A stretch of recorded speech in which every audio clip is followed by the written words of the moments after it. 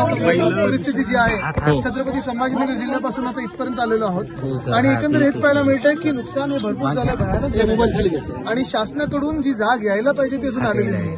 आमच्यासोबत स्थानिक जे अधिकारी आहेत, मग तहसीलदार असतील, एसडीएम वगैरे हे सगळे फिरत आहेत। पंचनाम्याचे आदेश काल रात्री आमचा दौरा ठरल्यानंतर आणि घोषित झाल्यानंतर घटनाबाह्य सरकारने दिलेले आहे।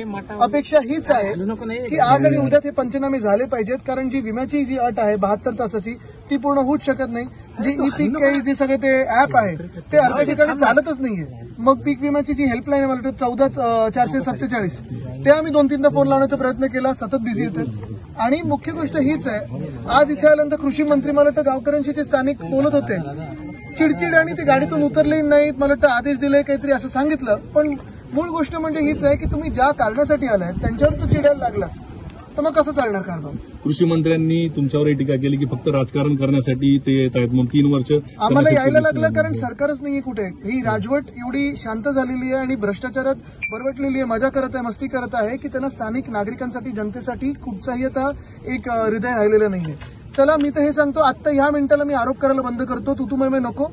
कृषी मंत्र्यांनी आणि घटनाबाह्य मुख्यमंत्र्यांनी आत्ता मदत जी काय ती जाहीर करावी। जी काही मदत आम्हाला पाहिजे, या शेतकऱ्यांना करून पाहिजे, ती आम्ही नंतर बोलूच दौऱ्याच्या शेवटाला।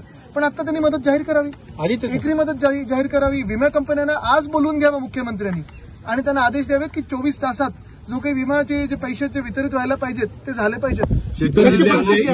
कृषी मंत्री धनंजय मुंडे यांनी तुमच्यावर आरोप केलाय की आदित्य ठाकरे यांना शेतीतला काहीच कळत नाही, बांधावर गेलेलं नाही, चार्टर्ड विमानात बसून ते बिलकुल मला काही कळत नाही।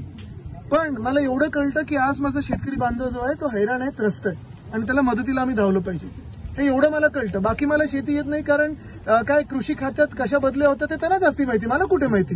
मी अशा पालकमंत्री जे आहेत ते प्रत्येक जिल्ह्यात जाऊन पाहणी फेकून दिली, त्यांनी आरोप केले, निवेदनं फेकून दिली, चिडचिड करत होते, हे सगळं आपण पाहतोय आणि मला वाटतं आलं असेल आपल्या रेकॉर्डवर। आज मुख्यमंत्री असतील, उपमुख्यमंत्री असतील, परभणीचे पालकमंत्री आता 3-4 दिवस झाले परंतु पालकमंत्री इथं आले नाही, इतर जिल्ह्यात येऊन गेले।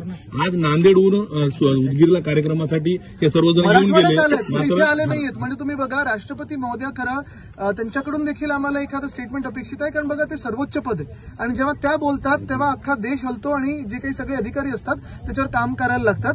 ठीक आहे, पण ते राष्ट्रपती महोदयात आम्हाला जे सगळं काही राजवट इथे आली होती घटनाबाह्य, इथे फिरकायला तर पाहिजे होतं। स्वतःचे हेलिपॅड वगैरे बांधून त्यांनी मजा मस्ती सुरू आहे, सगळीकडे कार्यक्रमामध्ये कॉन्ट्रॅक्टरसाठी उधळपट्टी सुरू आहे, पण आज इथे तरी यायला पाहिजे होतं। ठळक घडामोडींसाठी देशोन्नती न्यूज चॅनलला सबस्क्राईब करा आणि बेल आयकॉन प्रेस करा। मुंबई, पुणे, नागपूर, मराठवाडा असो का विदर्भ, राजकीय, सामाजिक, शैक्षणिक क्षेत्र असो का क्रीडा, सर्वच घडामोडीचे विश्लेषण पाहायला विसरू नका। फक्त देशोन्नती न्यूजवर।